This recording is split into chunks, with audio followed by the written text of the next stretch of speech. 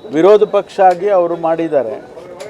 ನಾವೀಗಾಗಲೇ ಮುಖ್ಯಮಂತ್ರಿಗಳಿಗಾಗಲೇ clarifications ಕೊಟ್ಟಿದ್ದಾರೆ. ಏನು ನಾವು ವಕ್ಫ್ ಇಲಾಖೆಯವರು ನೋಟಿಸ್ ಕೊಟ್ಟಿದ್ದರು, ಅದನ್ನು ವಾಪಸ್ ತಗೊಳ್ಬೇಕು, ಆನಂತರ ಅದನ್ನೆಲ್ಲ ಪರಿಶೀಲನೆ ಮಾಡ್ತೀವಿ ಅಂತೇಳಿ ಮುಖ್ಯಮಂತ್ರಿಗಳಿಗಾಗಲೇ ಹೇಳಿಕೆ ಕೊಟ್ಟಿದ್ದಾರೆ.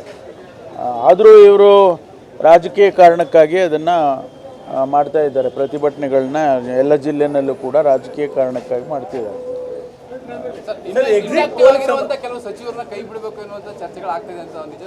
ಗೊತ್ತಿಲ್ಲಪ್ಪ ನನಗೆ. ಈಗ ರೀಶಫಲ್ಲು ಅದೆಲ್ಲ ಮುಖ್ಯಮಂತ್ರಿಗಳ ಪ್ರೆರಾಗೇಟಿವ್.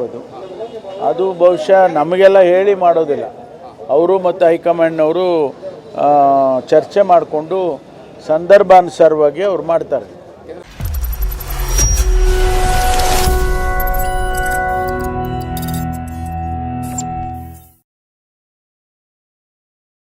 ನೀವು ಗಿರವಿ ಇಟ್ಟು ಬಿಡಿಸ್ಕೊಳಕ್ಕಾಗ್ದಿರೋ ಆಭರಣನ STJ ಗೋಲ್ಡ್ ಕಂಪನಿಯವರು ಬಿಡಿಸಿ ಮಾರುಕಟ್ಟೆಗಿಂತ ಅಧಿಕ ಬೆಲೆಗೆ ತಗೋತಿದ್ದಾರೆ.